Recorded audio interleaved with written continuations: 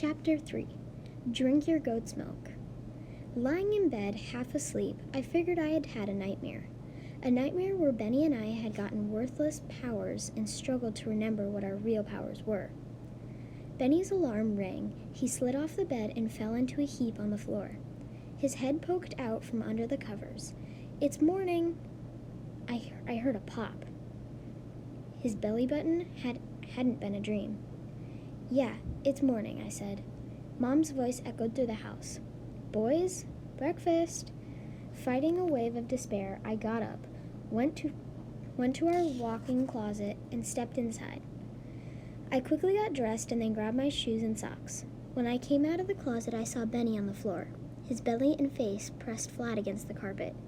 He pushed against the carpet with his hands. "What are you doing?" I asked. "Push-ups," he said, gasping, as his plump body rose into the air. His arms shuddered under his weight, and his whole frame shook with effort. I had a thought. "Have you tried doing push-ups with your belly button?" I asked. "Maybe your navel is like some kind of amazing, unstoppable force, and you could..." "I already tried it," Benny grunted. "Didn't work."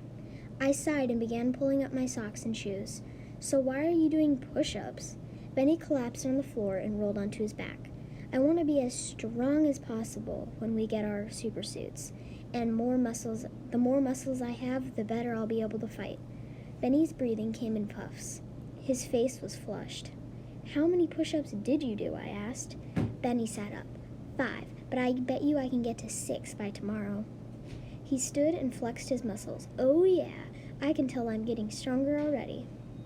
I didn't have the heart to tell Benny that the ability to do a lot of push-ups would never come in handy when fighting supervillains. I went downstairs, finding the same breakfast we had every day of our lives. Can you tell 100 advantages of living in a superhero family? The cool devices, the secret identities, and the off chance of meeting with high-up government officials? But the superhero diet is not one of them. "Ah," said Dad, striding through the room. "Breakfast of superheroes." He dished up some rice in a bowl, sprinkled peppermint leaves on top, and poured a pint of warm goat's milk over the green and white lump. He shoveled it into his mouth and smiled. I dropped into my seat and stared at the white blob. I could barely stomach this food on a good day, and today was not a good day. "Can Benny and I have cold cereal?" I finally asked. "Since we're going to be superheroes." "Nonsense," said Mom said. "You're superheroes just like the rest of us." "This food keeps us in tip-top shape," Dad said. "This mouthful of rice, both mental and physical, it's a perfect balance of nutrients and vitamins, and the spearmint keeps your breath minty fresh." "I'd rather have cereal," I said. The kind with marshmallows? Or what about eggs and bacon?" I still remember the last time I had bacon. It was like heaven in my belly. We ate regular food when we have to blend in.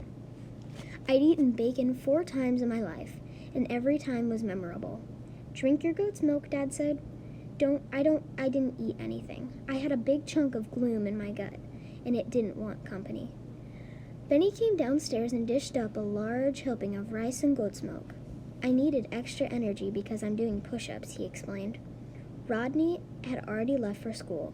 Everyone ate in silence until Dad finally cleared his throat. "I thought you boys might want to know what I called around to some of the neighboring cities. Spoke to some of my cousins and uncles. Yesterday, everybody who was old enough got interesting powers." I remember what he'd said last night and wondered if he really meant worthless powers. "Like what?" Benny asked. "Let me think," Dad said. "Spencer is the son of one of my cousins. He has the ability to knit.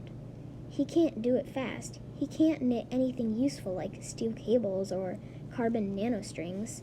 In fact, he can only knit sweaters." "Sweaters?" I asked. Dad nodded. "And they don't even fit people, just small dogs. Toy poodles, chihuahuas, or puppies, I guess. His power is the ability to knit small dog sweaters." "Yep," said Dad. "And your second cousin, Anaya, she sees a timer above everybody's head. It tells her how long it's been since the person last shampooed their hair. I couldn't believe it. Why is this happening?" Nobody answered my question. I looked at the clock. In 10 minutes, the bus would stop in front of our house. Benny and I would climb aboard. 8 minutes after we'd stopped and picked up Junita Johnson, because of our worthless powers, she would have the perfect opportunity. I couldn't believe I'd been so slow. Of course, I said. What is it, son? Mom asked. Benny and Dad both stopped eating to stare at me. I saw a glimmer of hope, a flicker of light in the black cave. We didn't get our real powers yesterday, I said, having a hard time talking through my excitement. Somehow the Johnsons messed up things. They gave us these worthless ones instead. It's so obvious. All I got from my grand revelation was a, "Can someone please pass the spearmint?" Dad looked skeptical. "I don't think that's how it works," he said. "It's the universe that gives us these powers. The Johnsons can't interfere with that, and you're forgetting to shake your fist when you say Johnsons." Dad shook his fist twice. I shook my fist, but only because I didn't want an argument. "This is all part of their plan," I said. "They took away our powers so Junita can get us at school." "Junita can't do anything at school, you know," said Dad. "Supervillains have to maintain a secret identity just like we do. Stay in public places and you'll be fine. Just don't make the mistake of getting caught alone with that girl." "We could skip school," I suggested. "At least until we know what's going on." "Rafter, honey," Mom said. "Do you have another algebra test you're trying to get out of? I know how you struggle with math." "I don't struggle with..." I took a deep breath. "Dad, will you at least call Grandpa and see what he thinks? I remember something. Yesterday, right before we got our powers, I saw a flash of light. Did anybody else see that?" Blank stares. "I think you might be grasping at straws, son," Dad said. "I'm not," I said. "I thought I saw a flash of light when Benny got his powers, and then again when I got mine. Like lightning." Dad raised his eyebrows from outside. "Yeah, I tried to remember exactly what I'd seen. It had seemed like it was coming from the right, and maybe a little behind our house." "Like from downtown," Dad said. "No," I said. "More towards the mountain, like out on Highway 89, in the direction of the dump." Dad went back to his breakfast. "Don't you think if there was really a flash of light, somebody else would have seen it?" Dad said. "There were a dozen of us that were in the room. Everybody was looking at Benny and me," I said. "We were the only ones facing the window. Just tell Grandpa about the light. That may be important." Dad sighed. "I'll talk to Grandpa. I don't want to see you get your hopes up and then have them dashed again." I grabbed some food after all. I knew it was right. Grandpa would put together a team and we'd figure out what was going on. Somehow, I would get my powers and I would find a way to save the day. I finished my breakfast and then went to get my backpack. The Johnsons had stolen my dreams.